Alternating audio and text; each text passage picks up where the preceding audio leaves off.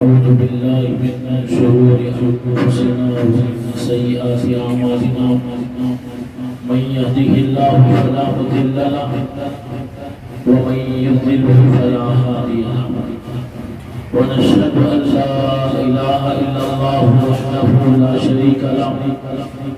ونشهد أن سيدنا ومولانا محمدا عبده ورسوله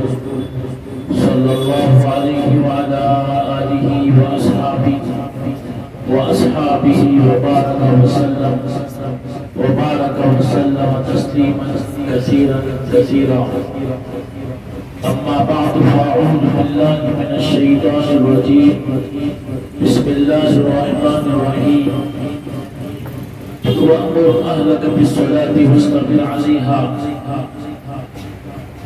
صدق اللہ العظیم۔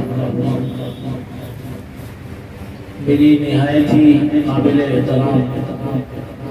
ماں اور بہنوں، گزشتہ نماز کی عظمت، اہمیت اور فضیلت سے متعلق کچھ باتیں آپ کے سامنے عرض کی گئی تھی، اور آج بھی اسی سے متعلق کچھ باتیں عرض کرنا ہے۔ آپ کو میں نے بتایا تھا کہ نماز کی اہمیت مذہب اسلام میں اس قدر ہے کہ ایمان کے بعد سب سے بڑا اور اہم ترین فریضہ نماز ہی کو قرار دیا گیا۔ اسی لیے کہا گیا، حدیثوں میں آیا کہ جو نماز نہیں پڑھتا اس کا دین نہیں، جو نماز نہیں پڑھتا اس کا دین نہیں، یعنی جو مسلمان نماز نہ پڑھے وہ دین پر ہے ہی نہیں۔ اسی وجہ سے حدیث آپ کو سنایا تھا، نبی کریم صلی اللہ علیہ وسلم نے متعدد حدیثوں میں الگ الگ الفاظ میں آپ نے یہ بات فرمائی ہے، جس کا خلاصہ یہ ہے کہ ایک مومن اور کافر میں فرق کرنے والی چیز نماز ہے۔ نماز وہ چیز ہے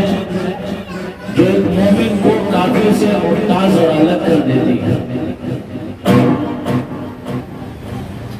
اور یہی وجہ ہے کہ امت کے بہت سے علماء یہ کہتے ہیں کہ نماز نہ پڑھنے والا، جان بوجھ کر نماز چھوڑ دینے والا کافر ہے، یعنی مسلمان نہیں رہتا۔ گرچہ ہمارے امام اعظم ابو حنیفہ رحمۃ اللہ علیہ کے نزدیک آدمی نماز کے چھوڑ دینے سے کافر نہیں ہو جاتا، لیکن بہت سے ایسے علماء ہیں جن کے نزدیک نماز کا چھوڑ دینے والا کافر ہو جاتا ہے۔ وہ ایسے ہی ہے جیسے کوئی کافر ہے، مشرک ہے، بتوں کی پوجا کرنے والا ہے، ان حضرات کے نزدیک وہ واجب القتل قرار دیا گیا کہ جو شخص جان بوجھ کر نماز چھوڑ دے، اس کے بارے میں وہ علماء یہ فتویٰ دیتے ہیں کہ اسے قتل کر دیا جائے۔ اگر اسلامی حکومت ہو تو اسے قتل کر دیا جائے۔ ہمارے امام کہتے ہیں کہ ایسے شخص کو قتل تو نہیں کیا جائے گا، لیکن اسے جیل میں ڈال دیا جائے، اور جب تک توبہ کر کے نماز کی پابندی نہ کرے اسے جیل میں رکھا جائے گا۔ اس سے ہم اندازہ کر سکتے ہیں کہ نماز کا اسلام کی نظر میں کس قدر اونچا مقام ہے۔ نماز نہیں تو دین نہیں، اس لیے جس کی زندگی میں نماز آ جاتی ہے وہ دین کی دوسری چیزوں پر بھی چلنے لگتا ہے۔ حضرت عمر رضی اللہ عنہ نے اپنے دور میں اپنے گورنروں کو یہ خط لکھا، اور اس کے اندر یہ بات لکھی کہ میرے نزدیک دین اسلام میں نماز سب سے اہم ترین چیز ہے، جو اسے قائم کرے گا وہ دین کو قائم کرے گا، اور جو اس میں کمی کوتاہی کرے گا وہ دین کے دوسری چیزوں میں بھی کمی کوتاہی کرے گا۔ تو اس لیے نماز ایک عظیم ترین چیز ہے، بڑی اہم ترین عبادت ہے۔ اس قدر عظیم عبادت ہے کہ حضرات انبیاء میں ہر نبی نے نماز پڑھی، ہر دور میں نماز رہی ہے۔ حضرت ابراہیم علیہ السلام نے نماز پڑھی، حضرت اسماعیل علیہ السلام نے نماز پڑھی، حضرت زکریا علیہ السلام نے نماز پڑھی، حضرت موسیٰ علیہ السلام نے نماز پڑھی، حضرت عیسیٰ علیہ السلام نے نماز پڑھی، دیگر حضرات انبیاء نے نماز پڑھی۔ حضرت ابراہیم علیہ السلام نے جب خانہ کعبہ کی تعمیر کی، اس وقت میں آپ نے اللہ سے جو دعائیں کی، اس میں ایک دعا یہ بھی کی کہ اے اللہ رب اجعلنی مقیم الصلاۃ ومن ذریتی، اے میرے رب مجھے بھی نماز قائم کرنے والا بنا، میری ذریت کو،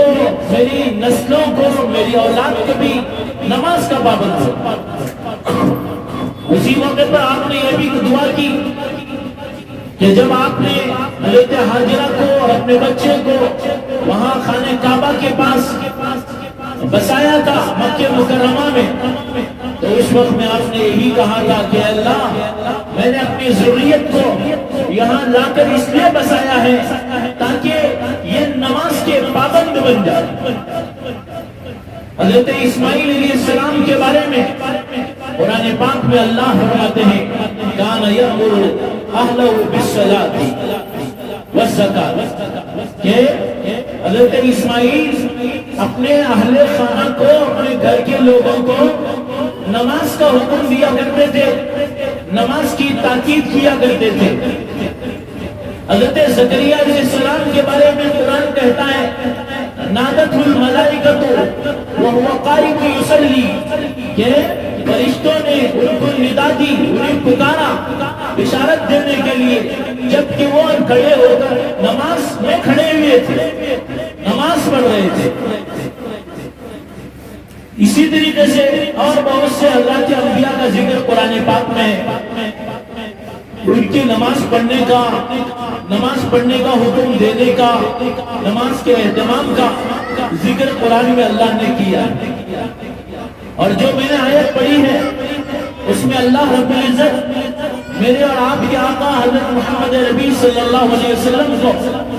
ارشاد فرماتے ہیں کہ اے پیغمبر آپ نماز قائم کیجئے اور خود نماز پر جم جائیے، نماز کا حکم دیجئے، اپنے گھر والوں کو نماز کا حکم دیجئے، وَأْمُرْ أَهْلَكَ بِالصَّلَاةِ وَاسْتَبِرْ عَلَيْهَا، کہ اپنے گھر والوں کو نماز کا حکم دیجئے اور اس پر جم جائیے، خود بھی نماز کے پابند بن جائیے۔ تو میری ماں اور بہنوں، نماز کا اہتمام حضرات انبیاء نے کیا، اور اللہ نے اپنے پیغمبر کو قرآن پاک میں نماز کا حکم دیا، اور اپنے بندوں کو اللہ نے 100 سے زائد مقامات پر صراحت کے ساتھ نماز کا حکم دیا، اقیم الصلاۃ، اقیم الصلاۃ، نماز قائم کرو، نماز قائم کرو۔ اور بعض علماء نے فرمایا کہ اشارے اور دوسرے انداز میں تقریباً نماز کا اللہ نے قرآن پاک میں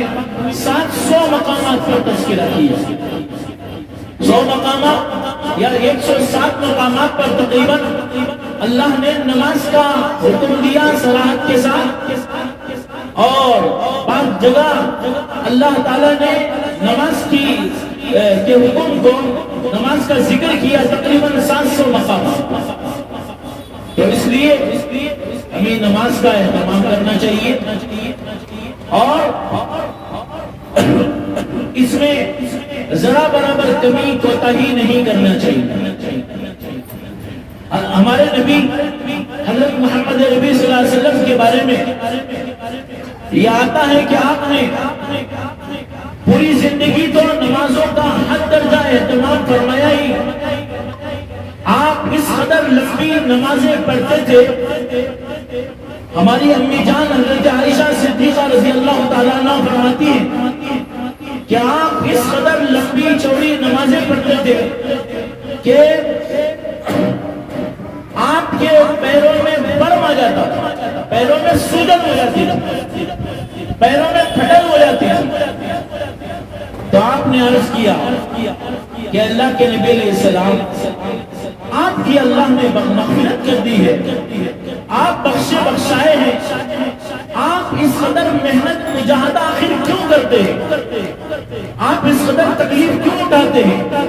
کیوں اتنی لمبی لمبی نمازیں پڑھتے ہیں؟ تو حضور نے فرمایا افلا اکون عبدا شکورا، کہ کیا عائشہ میں جو اللہ کا شکر گزار بندہ بن جاؤں؟ یعنی یقیناً اللہ نے میری مغفرت کر دی، میرے گناہوں کو معاف کر دیا، مجھے بخش دیا، سب کچھ کر دیا ہے، لیکن اللہ کی نعمتوں کا تقاضا یہ ہے کہ میں اپنے آپ کو اللہ کی عبادت میں اور ریاضت میں اور جو اللہ کے لیے تکلیفیں اٹھانے میں اور زیادہ محنت اور مشقت اٹھاؤں۔ تو آپ نماز کا بڑا اہتمام کرتے تھے۔ صحابہ فرماتے ہیں کیا ہم حضور کو رات کے جس حصے میں نماز پڑھتے ہوئے دیکھنا چاہتے تھے دیکھ لیتے ہیں، یعنی حضور رات کے ہر حصے میں نماز پڑھتے تھے، کسی دن ابتدائی حصے میں، کسی دن انتہائی حصے میں، کسی دن درمیانی حصے میں، بہرحال آپ کو نماز اس قدر محفوظ تھی کہ آپ نماز کا بڑا اہتمام کرتے تھے۔ ایک حدیث میں اللہ کے نبی علیہ السلام نے فرمایا اللہ نے مجھے 3 چیزیں مجھے محبوب بنا دی، مجھے 3 چیزیں پسندیدہ ہیں، ایک عورت اور ایک خوشبو، اور حضور نے فرمایا میری آنکھوں کی ٹھنڈک نماز میں۔ عورت کے محبوب ہونے کا مطلب یہ ہے کہ مجھے اپنی بیویوں سے حد درجہ محبت اور پیار ہے، اس لیے کہ جو انسان نیکوکار ہوگا، صالح ہوگا، اللہ کے جتنا قریب ہوگا، اسے اپنی بیوی سے اس قدر زیادہ تعلق ہوگا، ورنہ آدمی اپنی بیوی کے بجائے غلط تعلقات میں پڑ کر گناہ میں مبتلا ہو جائے۔ تو حضور نے فرمایا کہ مجھے اللہ نے میرے نزدیک میرے لیے عورت کو محبوب بنایا اور خوشبو کو محبوب بنایا، اور تیسری چیز حضور نے فرمائی کہ نماز ہے، اور میری نماز جو آنکھوں کی ٹھنڈک نماز میں، یعنی آپ کے دل کا سکون، آنکھ کا سکون نماز میں ہے۔ روایتوں میں آتا ہے اللہ کے نبی علیہ السلام حضرت بلال رضی اللہ عنہ سے فرمایا کرتے تھے اے بلال ہمیں آرام پہنچاؤ، راحت پہنچاؤ، یعنی اذان کہتا، اذان دے دو تاکہ میں نماز پڑھے اور ہمیں آرام و چین و سکون مل جائے۔ پوری زندگی حضور نے حد درجہ اہتمام کے ساتھ نماز پڑھی، اور صرف فرائض نہیں، نوافل اور تہجد رات کی نمازوں میں آپ نے اپنے آپ کو تھکایا، اور اللہ کے نبی علیہ السلام کی وفات کا جب وقت آیا تو اس وقت میں آپ کئی دن تک مسلسل بیمار رہے۔ صحابہ فرماتے ہیں کہ آپ علیہ السلام بیمار ہوئے، کچھ لوگ حضرت عائشہ کی رضی اللہ عنہ کی خدمت میں آئے، انہوں نے عرض کیا کہ اللہ کے نبی کی کہ مرض الوفات کے بارے میں کچھ عرض کیجیے، تو انہوں نے بتایا کہ اللہ کے نبی بیمار تھے، آپ پر بار بار بے ہوشی طاری ہو جا رہی تھی، آپ کی آنکھ کھلتی، آپ ہوش میں آتے تو پوچھتے کہ لوگوں نے نماز پڑھ لی ہے، تو آپ صحابہ فرماتے کہ نہیں، آپ کے انتظار میں مسجد میں بیٹھے بھی، حضور اٹھنا چاہتے پھر بے ہوشی طاری ہو جاتی، پھر تھوڑی دیر کے بعد آپ کو ہوش آتا، حضور پھر دریافت کرتے، جیسے ہی ہوش آتا یہ دریافت کرتے صحابہ نے نماز پڑھ لی ہے، عرض کیا جاتا کہ آپ کے انتظار میں ہے، نبی کریم صلی اللہ علیہ وسلم پر پھر بے ہوشی طاری ہو جائے، پھر آپ کو ہوش آیا، حضور نے یہی سوال کیا، صحابہ نے وہی جواب دیا، حضور نے فرمایا کہ ابو بکر کو حکم دو کہ نماز پڑھائے۔ یعنی نبی کریم صلی اللہ علیہ وسلم کو اپنی نماز کا اور صحابہ کی نماز کا اپنے مرض الوفات میں اس قدر اہتمام ہے کہ آپ کو ہوش آتا ہے تو آپ سب سے پہلا نماز کا سوال کر رہے ہیں۔ حضرت بلال رضی اللہ عنہ نے نماز پڑھانی شروع کی، جب آپ نماز پڑھا رہے تھے تو اللہ کے نبی اسلام خود بھی وہاں پہنچے، اب حضور نے بھی نماز پڑھی۔ میری ماں اور بہنوں، اس سے اندازہ لگاؤ کہ نماز حضور کی نظر میں کس قدر اہم ہے۔ اسی مرض الوفات میں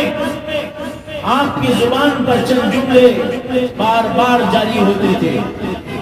ان جملوں میں سے ایک یہ تھا کہ میری امت کے لوگوں نماز اور غلاموں اور عورتوں کا خیال کرو، یعنی اپنی بیویوں کا خیال کرو، اپنے غلاموں کا خیال کرو، نماز کا خیال کرو۔ صحابی فرماتے ہیں آپ کو، حضرت انس رضی اللہ عنہ فرماتے ہیں آپ کو نزع کا عالم تقریباً شروع ہو گیا تھا، اس عالم میں بھی نبی کریم صلی اللہ علیہ وسلم کی زبان پر یہی الفاظ تھے کہ نماز نماز نماز، سامنے گر جاتا۔ تو اللہ کے نبی السلام اس موقع پر بھی مرض الوفات میں آپ بالکل وفات کے قریب ہیں، اس وقت میں بھی آپ کی زبان پر یہی الفاظ جاری ہیں کہ اے میری امت کے لوگوں نماز کا اہتمام کرو، نماز کا اہتمام کرو، نماز کا اہتمام کرو۔ آج ایسے بھی کچھ بے وقوف پیدا ہو گئے ہیں دنیا میں جو یہ کہتے ہیں کہ ہمیں نماز معاف ہے، ایسے بھی دنیا میں بے وقوف ہیں جو یہ کہتے ہیں ہمیں نماز معاف ہے، قبروں کے پاس بیٹھے ہیں، شرک میں، کفر میں، گندگی میں ملوث ہیں، ساری دنیا کو کفر اور شرک میں جھونک رہے ہیں، نماز نہیں پڑھتے، بے حیا ہیں، عورتوں سے پردہ نہیں کرتے، دین کا کوئی پاس و لحاظ نہیں ہے، ایسے مکار لوگ یہ کہتے ہیں ہمیں نماز معاف ہوگی۔ میری ماں اور بہنوں ذرا سوچو، اگر کسی کو زندگی میں نماز معاف ہو سکتی تھی تو وہ تو اللہ کے نبی ہو سکتے تھے، اللہ کے نبی کو کبھی نماز معاف نہیں ہوئی، مرض الوفات میں حضور نماز کا اس قدر اہتمام کر رہے ہیں اور امت کو اہتمام کا جو حکم دے رہے۔ میری ماں اور بہنوں، اس قسم کے جو لوگ ہیں وہ دراصل انسانوں کو خدا سے دور کرنے کے لیے اس طرح کی بہتی گمراہ کن باتیں کرتے ہیں، اس لیے ایسے گمراہ لوگوں کی باتوں میں کبھی نہیں آنا چاہیے۔ نماز کبھی کسی سے معاف نہیں ہو سکتی، مرض الوفات میں حضور نماز کا اہتمام کر رہے ہیں۔ امیر المومنین حضرت عمر فاروق رضی اللہ تعالیٰ عنہ آپ کو نماز پڑھا رہے تھے، اس دوران میں بدقسمت نے آپ پر حملہ کیا اور آپ کو شہید کرنے کی کوشش کی، آپ کو اٹھا کر کے لایا گیا، آپ پر بے ہوشی طاری ہے، خون جسم سے رس رہا ہے، تو بعض حضرات کہتے ہیں کہ ہم وہاں حضرت عمر رضی اللہ عنہ کے پاس بیٹھے ہیں اور ایک دوسرے سے پوچھ رہے کہ ان کے بارے میں کیا رائے ہے، یعنی حضرت عمر رضی اللہ عنہ شہید ہو گئے یا یہ وفات ہو گئی یا ابھی یہ زندہ ہے۔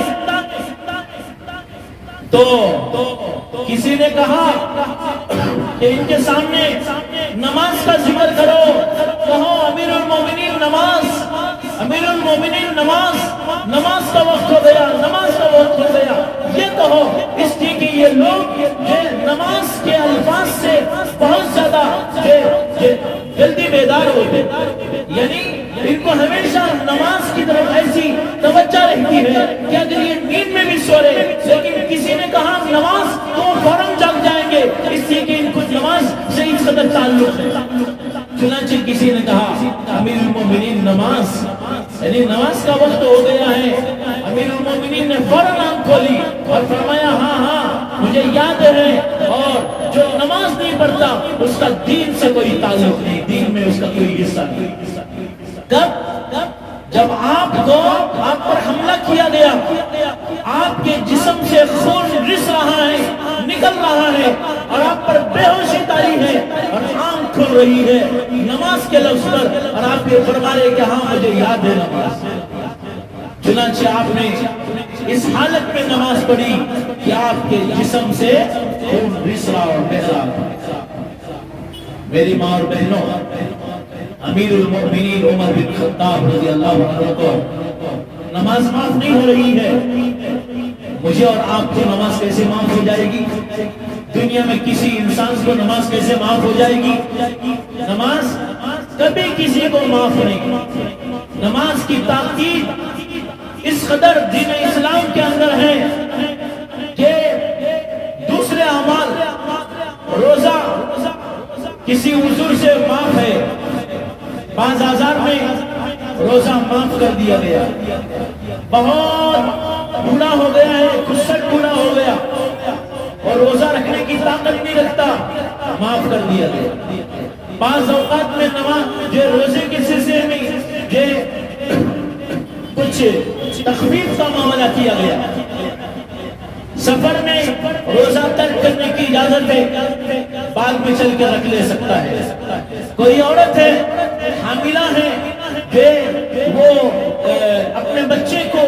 کے لیے یا اپنے لیے خطرہ محسوس کرتی ہے, تو وہاں روزہ ترک کر دینے کی اور بعد میں قضا کرنے کی گنجائش ہے.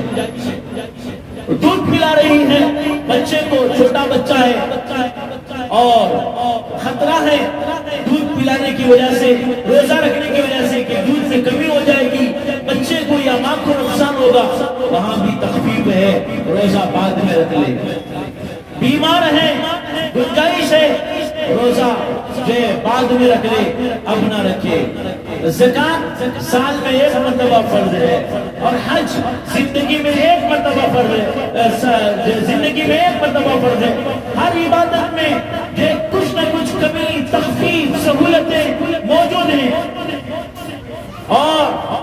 بہت سارے مواقع پر وہ معاف بھی ہے. لیکن نماز ایک ایسی عبادت ہے جو کبھی معاف نہیں ہوتی. آدمی صحت مند ہو تو بھی 5 وقتہ نماز پڑھنی ہے, 5 نمازیں اسے پڑھنی ہے, اور آدمی بیمار ہو تو بھی نماز پڑھنی ہے. بیمار ہو تو شریعت یہ کہتی ہے نماز تب بھی پڑھو, لمبی پڑھنے کے بجائے تھوڑی مختصر کر لو, مختصر کر کے پڑھ لو. اور اگر کھڑے ہو کر پڑھنے کی طاقت نہیں, بیٹھ کر کے پڑھ لو, بیٹھ کر پڑھنے کی طاقت نہیں تو لیٹ کر پڑھ لو, لیٹ کر جو اشارے کے ساتھ نماز پڑھ لو. جب تک آدمی سر کے اشارے سے بھی نماز پڑھ سکتا ہے اس وقت تک نماز معاف نہیں ہے. ایک آدمی بوڑھا ہو گیا, نماز اسے معاف نہیں, بیمار ہو گیا, نماز اسے معاف نہیں. ہر موقع پر نماز اسے بہرحال پڑھنی ہے. وضو کر سکتا ہے, وضو کر کے نماز پڑھے, وضو نہیں کر سکتا, کوئی عذر ہے, پانی موجود نہیں, پانی موجود ہے, اگر وضو کرے گا یا کرے گی بیمار ہو جائے گی, شریعت کہتی ہے تیمم کر کے وہ نماز پڑھ لو. جسم میں زخم پڑے ہوئے ہیں, جسم سے خون رس رہا ہے, گندگی ہی گندگی ہے جسم کے اندر, آدمی پاکی نہیں اختیار کر سکتا, شریعت کہتی ہے پاک نہیں ہو سکتا, ناپاکی کے ساتھ نماز پڑھنا. جسم پر کپڑا نہیں ہے, کوئی ایسا موقع آ گیا جسم پہ کوئی کپڑا نہیں اور ایسا کبھی ہو گیا اتفاق سے, تو شریعت کہتی ہے اب بھی نماز معاف نہیں ہے, ننگے بدن ہی نماز پڑھ لو, بیٹھ کر نماز پڑھ لو. میری ماں اور بہنوں ذرا سوچو, صحت مند کو نماز پڑھنی ہے, بیمار کو نماز پڑھنی ہے, بوڑھے کو نماز پڑھنی ہے, ناپاکی اگر اس کے بدن سے خون رس رہا ہے, گندگی رس دس رہی ہے، گندگی آ رہی ہے، وہ جو اس صورت میں بھی باقی اختیار کر نہیں سکتا تو بھی نماز پڑھ لو۔ کوئی ایسا عذر ہو گیا جس عذر کی وجہ سے جسم سے گندگی نکل رہی ہے، شریعت کہتی ہے تو بھی نماز پڑھنا ہے، نماز پڑھتے رہنا ہے۔ کپڑا ہے تو بھی نماز پڑھو، کپڑا نہ ہو تو بغیر کپڑے کی نماز پڑھو۔ میری ماں اور بہنوں ذرا غور کیجئے، جنگ کے میدان میں بھی نماز معاف نہیں ہے، جہاد ہو رہا ہے، سامنے کفار کا، دشمنان اسلام کا لشکر ہے، شریعت کہتی ہے، قرآن پاک میں اللہ نے آیتیں نازل کی اور نماز خوف کا طریقہ سکھایا، جنگ کے میدان میں نماز کیسی پڑھی جائے، اپنے نبی کو اور صحابہ کو اللہ نے قرآن میں سکھایا کیسے پڑھی جائے۔ اللہ نے حکم دیا لشکر کو دو حصوں میں بانٹ دو، ایک حصہ دشمن کی طرف متوجہ رہے، دوسرا حصہ آپ نماز پڑھائیں، آپ کے پیچھے ہتھیار لگا کر، اور اس کے ساتھ گن لگی ہوئی ہے، تلوار لگی ہوئی ہے، ہتھیار میں لیس ہے، وہ نماز پڑھے۔ یہ ایک رکعت نماز پڑھ کے یہ جماعت چلی جائے گی، پھر جہاد کے میدان میں جا کر دشمن کے مقابلے میں کھڑی رہے گی، پہلی جو دوسری جماعت وہاں جو تھی وہ آ کر یہ قطار یہاں مکمل کرے، یہاں پڑھے گی، پھر وہ جائے گی، پھر وہ آئے گی۔ تو بہرحال میں کہنا یہ چاہ رہا ہوں کہ نماز کسی قیمت میں معاف نہیں ہے، کسی صورت میں معاف نہیں ہے۔ آپ کھڑے ہو کر پڑھو، بیٹھ کر کے پڑھو، لیٹ کر کے پڑھو، اشارے میں پڑھو، پاکی میں پڑھو، ناپاکی میں پڑھو، بیماری میں پڑھو، صحت میں پڑھو۔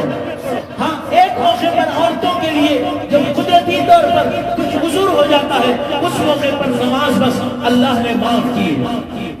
اس کی بھی وجہ یہ ہے کہ چونکہ 10 دن تک یا کچھ دن تک یہ عذر رہتا ہے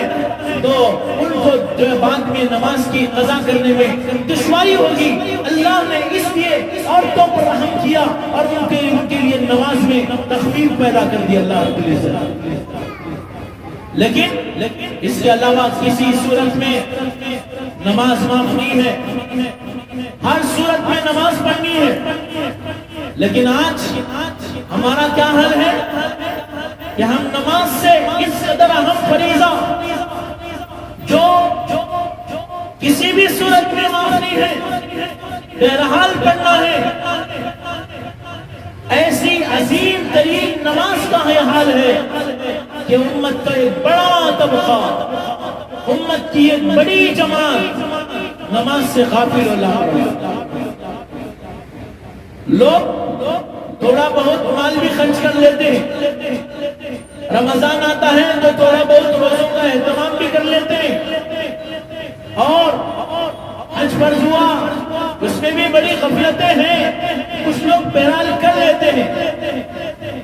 لیکن کتنی بڑی جماعت ہے، کتنے لوگ ایسے ہیں کہ جو نماز کے سلسلے میں بے انتہا غافل ہیں، بے انتہا لاپرواہ۔ اس لیے میری ماں اور بہنوں، نماز کے معاملے میں ہمیں اللہ کا خوف کرنا اور نماز کی طرف متوجہ ہونا ہماری ایک ذمہ داری، ہماری ضرورت ہے۔ اگر ہم نے اس میں غفلت کی اللہ کی طرف سے سخت پکڑ ہو جائے۔ ایک دفعہ ایک جنگ میں نبی کریم صلی اللہ علیہ وسلم جنگ سے واپس لوٹ رہے تھے، ایک جگہ رات کے وقت میں پڑاؤ ڈالا گیا اور صحابہ سارے چور ہیں، تھکے ہوئے ہیں۔ حضور نے دو صحابہ کو ذمہ داری دی کہ آپ رات میں جاگ کر کے ان مجاہدین کی حفاظت کریں، نگرانی کریں، اور آپ جو ہم لوگ تھوڑی دیر آرام کریں۔ دو صحابہ، وہ صحابہ تھوڑی دیر تک نگرانی کرتے رہے۔ اس کے بعد ایک صحابی نے دوسرے صحابی سے کہا کہ ہم دونوں جاگ رہے ہیں، آپ ایک کام کیجئے، آدھی رات آپ سو جاؤ، میں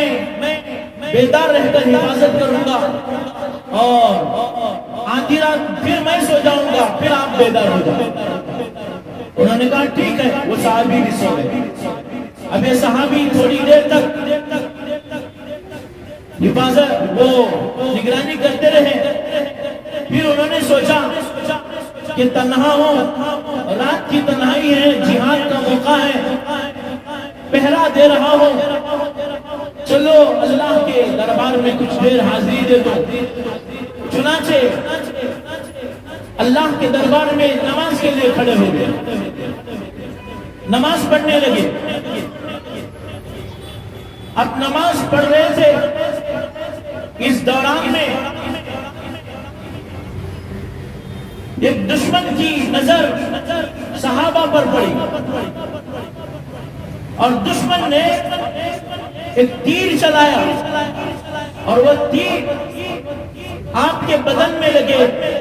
اور اس سے آپ کے جسم سے خون رسنے لگا، مگر وہ صحابی ہیں کہ نماز پڑھتے جا رہے ہیں، جسم میں تیر لگ گیا ہے، خون بہ رہا ہے، لیکن آپ نماز میں مگن ہیں۔ تھوڑی دیر کے بعد آپ نے نماز سے سلام پھیرا اور اپنے ساتھی کو جگایا۔ جب جگایا تو ان صحابی نے دیکھا کہ آپ کے بدن سے خون رس رہا ہے، تو آپ نے فرمایا کہ آپ نے مجھے جگایا کیوں نہیں؟ ان صحابی نے کہا کہ کیا بتاؤں، نماز میں کھڑا تھا اللہ کے دربار میں اور قرآن پاک کی ایک سورت میں نے شروع کر دی تھی، میں نے سوچا وہ سورت مکمل کر کے نماز مکمل کرو، اس لیے دیر ہو گئی۔ میری ماؤں اندازہ کیجئے نماز کس قدر صحابہ کے نزدیک پیاری تھی، عظیم تھی کہ وہ جو ہے نماز میں ایسے مگر تیر لگا ہوا ہے اور خون رس رہا ہے، لیکن وہ قرآن کی تلاوت میں نماز میں ایسے مزہ پا رہے ہیں کہ نماز کو اس سورت کو ختم کرنے سے پہلے نماز مکمل کرنا نہیں چاہتے۔ حضرت علی رضی اللہ عنہ کے بارے میں آتا ہے کہ آپ نماز میں کھڑے ہوتے تو یہ عالم ہوتا کہ دنیا سے ان کو کچھ سروکار نہ ہوتا۔ چنانچہ ایک دفعہ آپ کی ران میں ایک جنگ میں تیر لگ گئی، صحابہ نے اسے نکالنا چاہا، نکل نہیں سکا، تو انہوں نے کہا چھوڑ دو، جب یہ نماز کے لیے کھڑے ہوں گے تب نکال لیں۔ حضرت علی رضی اللہ عنہ نماز کے لیے کھڑے ہوئے، صحابہ نے اس تیر کو نکال لیا اور بعد میں سلام پھیرا اور پھیر کر آپ نے فرمایا کہ لوگوں کو دیکھا تو فرمایا کہ کیا تیر نکالنے کے لیے آئے ہو؟ انہوں نے کہا کہ حضرت ہم نے تیر نکال لی ہے، یعنی ان کو اندازہ بھی نہیں ہوا کہ تیر نکالی جا رہی ہے۔ اس قدر نماز کا اہتمام، اس قدر نماز میں ان کو مزہ تھا۔ میری ماں اور بہنوں، کم سے کم ہم اپنی زندگی میں جتنی بھی زندگی اب گزر گئی،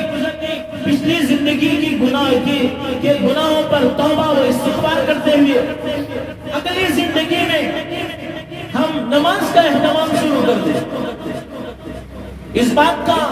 پختہ ارادہ کیجئے، عزم کیجئے کہ انشاءاللہ زندگی کی کوئی نماز اگلی زندگی کی ہماری قضا نہیں ہوتی، اس لیے کہ کسے معلوم کیا ہونے والا ہے،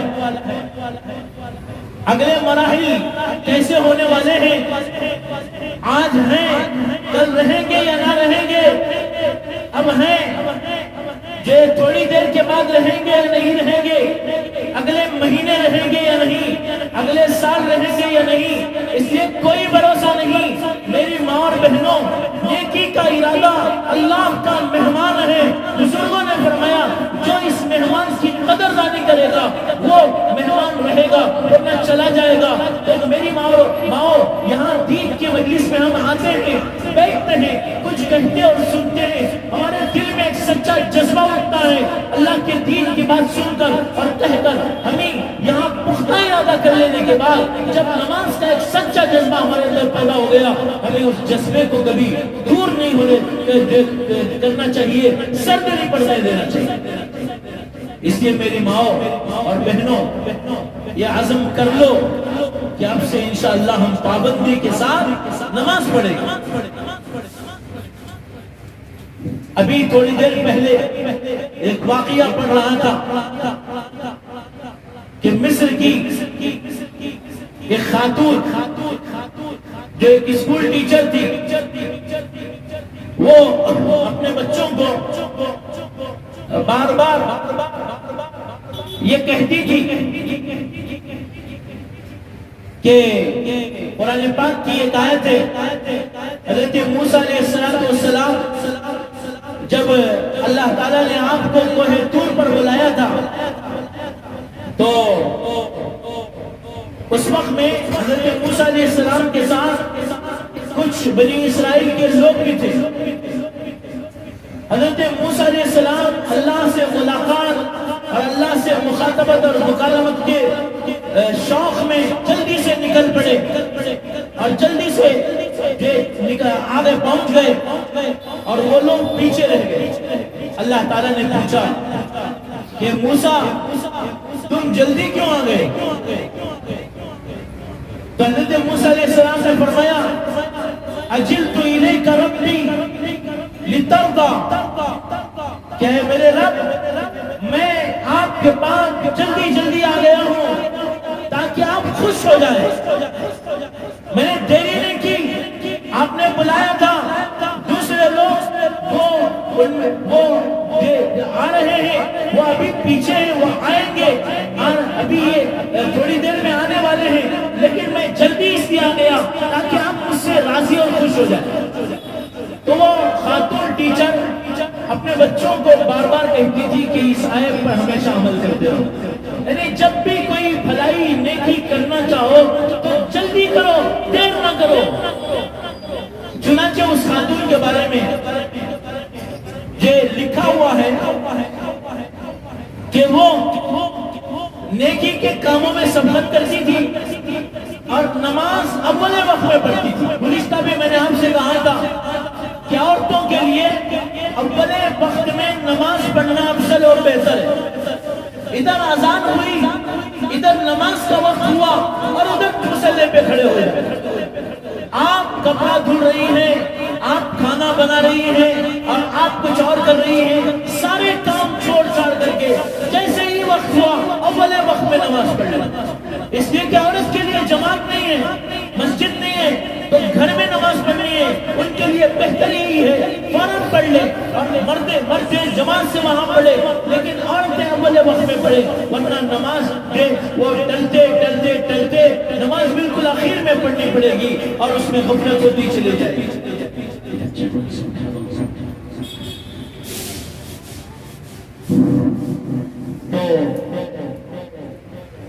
میں کہہ رہا تھا کہ عورتوں کے لیے افضل اور بہتر یہ ہے کہ نماز اول وقت میں پڑھے۔ تو وہ خاتون کا معمول یہ تھا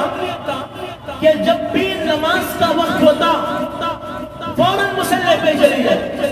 وہ دنیا کے جس کسی کام میں ہو، وہ کسی موقع پر ہو، کہیں بھی ہو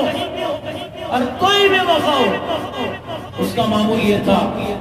کہ فوراً مصلی پہ جاتی اور اپنی نماز مکمل کرتی، اس کے بعد اپنے کام پہ لیتی۔ ایک مرتبہ کا واقعہ لکھا ہے کہ اس کے شوہر کا معمول یہ تھا کہ جب وہ اپنے کام سے گھر واپس ہوتا تو پہلے سے اسے فون کر دیتا کہ بھئی مجھے آج فلاں کھانا چاہیے، جلدی سے تیار کر دو تاکہ جلدی سے میں آؤں اور کھا کر سو جاؤں۔ تو ایک دفعہ ایسا ہوا کہ اس کے شوہر نے اسے فون کیا اور کہا کہ مجھے فلاں کھانا چاہیے آج، جلدی سے بنا۔ تو اس نے وہ کھانے کی تیاری شروع کی اور ابھی تھوڑا سا کام سب کاٹ کوٹ کر کے سب تیار کر کے جو سب کر لیا اس نے، ابھی تھوڑا سا کام باقی تھا، بس چند سیکنڈ میں 1 منٹ 2 منٹ میں وہ چولہے پر جو برتن چڑھا سکتی تھی۔ لیکن فوراً اذان کی آواز اس کے کان میں پڑی. تو جب اذان کی آواز اس کے کان میں پڑی، نماز کے وقت میں بھی اذان میں ہو تو بھی اپنی بات جاری رکھی جا سکتی ہے کیونکہ مسجد میں کوئی دخل نہیں ہوگا، اس لیے میں اپنی بات جاری رکھوں. تو اذان کی آواز سنائی دینے لگی تو اس خاتون نے اس کام کو وہیں چھوڑ دیا اور فوراً گئی، اس نے وضو کیا، مصلی بچھایا، نماز پڑھنے لگی. نماز پڑھتے پڑھتے وہ اسی دوران اس کے شوہر وہاں پہنچ گئے. شوہر نے دیکھا کہ برتن ابھی چولہے پر چڑھے نہیں ہیں، کھانا ابھی تیار نہیں ہوا اور ان کی بیوی مصلی پہ نماز پڑھ رہی ہے اور سجدے کی حالت ہے. اس شوہر کو بڑا غصہ آیا، اس نے چلانا شروع کیا کہ بھئی میں نے تم سے کہا تھا کہ کھانا پہلے بنا دو تو تم تھوڑی نماز تاخیر کر لیتی نماز میں. یہ کہہ کر کہ وہ اس کے قریب ہوا اور دیکھا کہ وہ بہت دیر سے سجدے میں پڑی ہوئی ہے. وہ قریب ہوا اور اپنی بیوی کو تھوڑا سا دھکا دیا تو وہ ادھر ایک طرف گر پڑی. دیکھا کہ اس کی روح قبض ہو چکی ہے، وہ سجدے کی حالت میں ہے اور اس کی روح قبض ہو چکی ہے. میری ماں اور بہنوں ذرا سوچو، اگر وہ خاتون اللہ کا حکم ایک طرف تھا، شوہر کا حکم ایک طرف تھا، اب وہ اللہ کے دربار میں حاضری میں دیری کی ہوتی اور شوہر کے حکم کی تعمیل میں وہ کچن میں مصروف ہوتی تو اب اس کی موت تو اس دوران ہونی تھی. اس کی موت چولہے کے قریب ہو جاتی، کاٹتے کوٹتے ہو جاتی، پکاتے ہوئے ہو جاتی. لیکن زندگی بھر چونکہ اس نے اللہ سے محبت کا مظاہرہ کیا، نماز میں ہمیشہ سبقت اور جلدی کرتی تھی، اللہ پاک کو اس کی یاد اس قدر پسند آئی کہ اللہ نے اس بندی کے دل میں ڈالا، چھوڑو اس کاٹنے کو، اٹھا کے رکھو اس کو، تم مصلی پہ چلو، اس لیے کہ دنیا آج ہمارے پاس واپس آ. کس قدر پیاری موت ہے، کس قدر عظیم موت ہے. ایک اور واقعے کی طرف میرا ذہن منتقل ہوا. ایک بزرگ تھے، وہ یا ایک خادم یا بزرگ تو اچھا ایک غلام تھا، ایک بادشاہ کا. بادشاہ نے اسے کسی موقع پر بلایا، یا کوئی بزرگ اللہ والے کوئی تھے، ان کو کسی کام کے لیے بلایا. تو وہ اس وقت میں ان کی نماز کا وقت ہو گیا تھا، اپنے معمولات میں وہ لگے ہوئے تھے، نماز پڑھنے لگے. اور بادشاہ کی طرف سے جو پیغام پہنچا اس کی طرف انہوں نے توجہ نہیں کی، بلکہ وہ نماز میں مصروف ہوئے. انہوں نے نماز مکمل کی، نماز مکمل کر کے پھر بادشاہ کے پاس آئے. اور اس دوران میں بادشاہ کے پاس جو دوسرے لوگ تھے انہوں نے یہ بدمعاشی کی کہ بادشاہ کو ان کے خلاف غصایا کہ بادشاہ سلامت ذرا دیکھو یہ کس قدر متکبر ہے اور کس قدر تمہارے حکم کی خلاف ورزی کرنے والا ہے کہ آپ اسے بلا رہے ہیں، لیکن اس کے باوجود وہ ذرا برابر اس طرف کان دھرتا نہیں ہے، متوجہ نہیں ہوتا. بادشاہ کو غصہ آ گیا. بادشاہ نے انتظار کیا، اچھا چلو اسے آنے دو، ان کو آج بتائیں گے. تھوڑی دیر کے بعد وہ بزرگ بادشاہ کے پاس اپنی نماز سے اپنے معمولات سے فارغ ہو کر تشریف لائے. بادشاہ نے پوچھا کہ کیا بات ہے، تمہارے پاس میرا حکم پہنچا تھا لیکن اس کے باوجود تم نے اس طرف کوئی توجہ نہیں دی، نہیں آئے. انہوں نے کہا اے بادشاہ سلامت، میں آپ کا خادم ہوں، آپ کی خدمت بھی میرے ذمہ ہے، لیکن میں آپ کا خادم بعد میں ہوں، اللہ کا بندہ پہلے ہوں. اللہ کا بندہ پہلے ہوں، بعد میں آپ کا نوکر چاکر اور غلام ہوں. اس لیے جہاں میرے رب کی طرف سے مؤذن نے اذان دی اور مجھے بلاوا آ گیا تھا، وہاں سے مؤذن نے کہا تھا حی علی الصلاۃ، حی علی الصلاۃ، حی علی الفلاح، حی علی الفلاح، ارے نماز کی طرف آؤ، نماز کی طرف آؤ، کامیابی کی طرف آؤ، کامیابی کی طرف آؤ۔ میرے اللہ کا فرمان آیا، میرے اللہ کی طرف سے بلانے والے دائی نے بلایا تھا، میں نے اپنے رب کے اس دعوت پر لبیک کہا، پہلے اپنی نماز میں نے مکمل کی، اپنے رب کے دربار میں اس کے بلانے پر میں نے حاضری دی، پھر اس کے بعد آپ کے پاس آیا۔ بادشاہ پر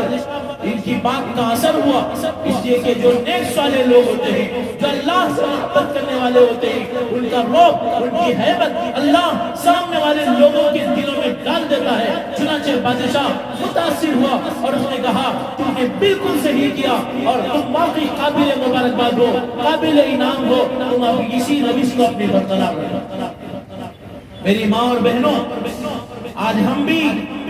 دوسروں کی روریاں بہت کرتے ہیں، شادی میں ہر کسی کو بلانا ہے، جا کے بلانا ہے، فون پر دعوت دے دیے